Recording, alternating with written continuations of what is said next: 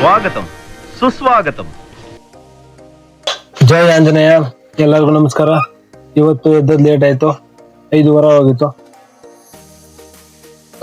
ಕರುಗಳನ್ನು ಎದ್ದು ಆಚೆ ಕಟ್ಬಿಟ್ಟು ಹಸುನ ಬೂಸವನ್ನು ರೆಡಿ ಮಾಡಿದೆ. ಬೂಸ ಹಿಂಡಿ ಎಲ್ಲ ಉಣ್ಣೆ ಹಾಕಿ ಒಂದೊಂದು ಹಸುಗಳಿಗೆ ಬೂಸ ಮಾಡಿದ್ವಿ.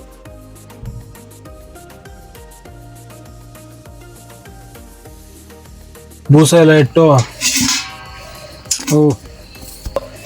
ಹಾಲು ಕರೆಯೋಕೆ ಶುರು ಮಾಡಿದೆ.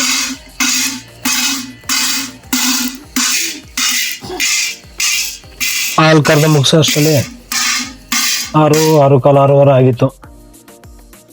ಬೇಗ ಹೋಗಿ ಡೈರಿಗೆ ಹಾಲು ಹಾಕ್ಬಿಟ್ಟು ಬಂದು ಮುಖ ತೊಳೆಯೋಕೆ ಶುರು ಮಾಡಿದೆ.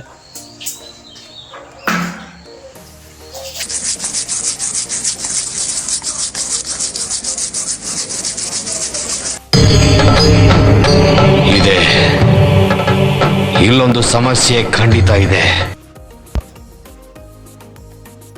ಮುಖ ತೊಳ್ಕೊಂಡು ಒಬ್ಬತ್ತಿಕ್ಕ ಅಷ್ಟರಲ್ಲಿ ಒಬ್ಬತ್ತು ಚಪಾತಿ ಒತ್ತಾ ಇದ್ದ.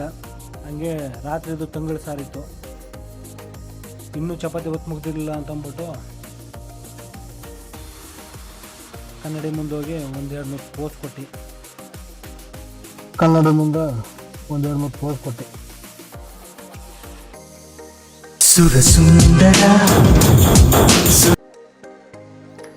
ನಮ್ಮ ಅಪ್ಪಾಜಿ ಕಟ್ಟಿಗೆ ಬಂದಿದ್ದ. ತಿಂಡಿ ಸ್ಕೂಲು ಲೇಟ್ ಆಯ್ತು ಅಂದ್ಬಿಟ್ಟು ಓಡ್ಬಿಟ್ಟ. ಅವ್ರಾಗಲೇ ಅಂದ್ಬಿಟ್ಟು ನಾವು ತಿಂಡಿ ತಿನ್ನೋಕೆ ಶುರು ಮಾಡಿದ್ವು. ಚಪಾತಿ ಇವತ್ತು ರೆಡಿ ಮಾಡಿದ್ದೆ. 1-2 ಚಪಾತಿ ಬೇಯಿಸ್ಕೊಂಡು ಜೊತೆಗೆ ರಾತ್ರಿ ಮಿಕ್ಕ ತಂಗಳು ಸಾರು ಹಾಕೊಂಡು ಹಂಗೆ ಒಂದು ದೊಡ್ಡ ಲೋಟದಲ್ಲಿ ಹಾಲು ರೆಡಿ ಆಗಿತ್ತು. ಬ್ಯಾಟಿಂಗ್ ಆಡೋಕ್ಕೆ ಶುರು ಮಾಡಿದೆ.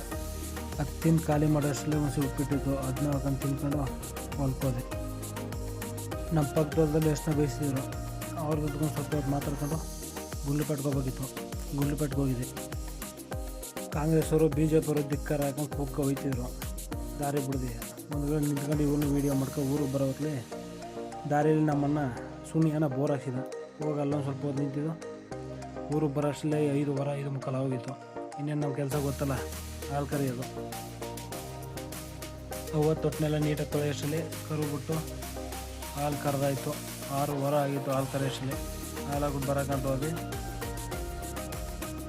ಅಷ್ಟು ಇಲ್ಲಿಯ ಬಿಲ್ಪತ್ರವರೆಗೆ ನೀರು ಬಿಡ್ತಾಯಿದ್ರು ಟ್ಯಾಂಕರ್ ಅಂತಂದು. ಯಾತಕ್ಕೆ ಅಂದ್ರೆ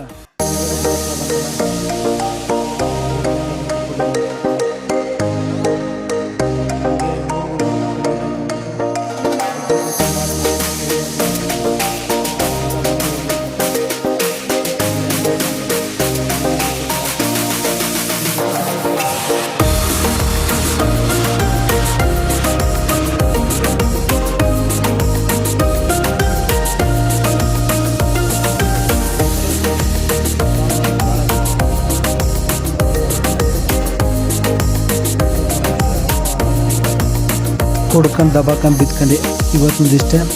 ಬಾಯ್.